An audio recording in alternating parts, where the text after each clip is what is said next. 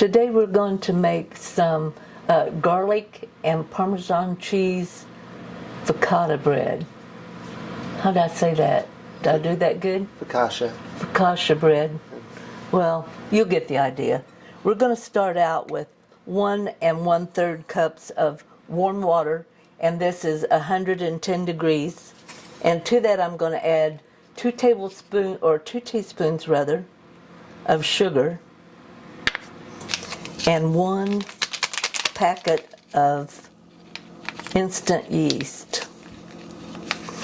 I guess I'll cut that open. And we're going to let it sit here for 5 minutes.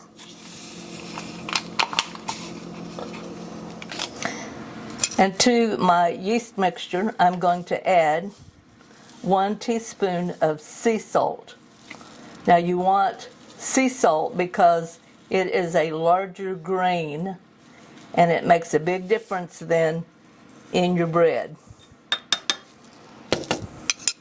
And 1/4 cup of olive oil. And I'm just going to stir that around just a little bit. You can see how nice and foamy the yeast is. Get that salt and the olive oil in there. I have here 3 1/2 cups of flour placed in my bowl. And then I'm just going to pour my liquid mixture in and stir that until it's all mixed in and smooth. Now I've just kind of mixed that in together. I want all of that flour mixed in and it nice and smooth, nice soft dough. In this bowl I'm going to take my olive oil and just spray it in the bottom and up on the sides. Spray it pretty good where it's got a nice coating.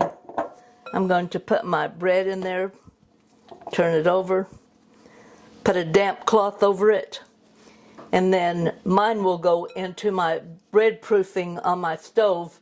You can leave it set on your counter for 60 minutes. Okay, our 60 minutes is up. Now, I'm going to take this 10-inch skillet, spray it with olive oil on the bottom and up the side. And it doesn't have to be real thick, but since this one has ridges in it, I'm going to add just a little extra to make sure that it is well covered up through there. Take out my yeasty bread. Oh, isn't that nice? And I'm just going to punch that down, gather it up, take it out of that bowl, put it in here, and I'm going to mold that into the edges so that it's even and into the side like that. And then I'm going to let it set for 20 minutes with my damp cloth over it. Okay. That has been in there for 20 minutes. Okay, and it doesn't matter if it's not smooth on top. Now we're just going to, I forgot to get a little flour, but I'm going to go ahead and poke some holes all the way to the bottom.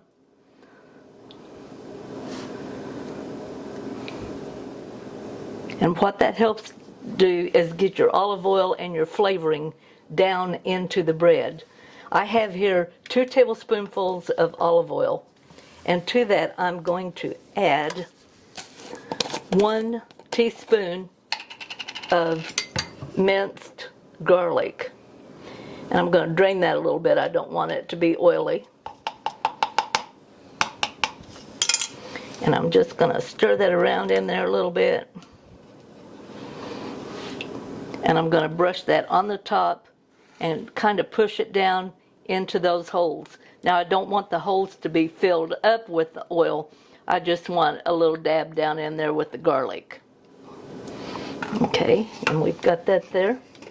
Now I have here, it has, I put 1 teaspoonful of the sea salt and 2 teaspoons of the rosemary, and I'm just going to go ahead and sprinkle those on the top. It still needs a little bit of that extra sea salt, and the rosemary gives it just a little flavor also. Kind of even it out.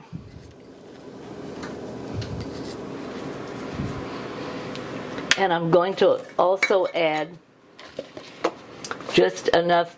I was going to measure it out, but it kind of depends on how much Parmesan cheese. This is a Parmesan cheese we got at Walmart, and it is pre-shredded. And we're just going to sprinkle that on the top, not really thick, just enough to where you can tell you've got a little bit on there. Try to kind of get some evenly there. And I would say that was probably maybe a good 1/4 of a cup. I'm going to put this into my 400-degree oven and bake it anywhere from 20 to 30 minutes. Okay, time is up and I'm ready to take out the bread. Put that there. Cheese is brown just a tiny little bit. Gonna let this sit here for just a few minutes till my pasta and the rest of the meal gets ready. Then I'm gonna cut this. We're gonna have a good old Italian meal.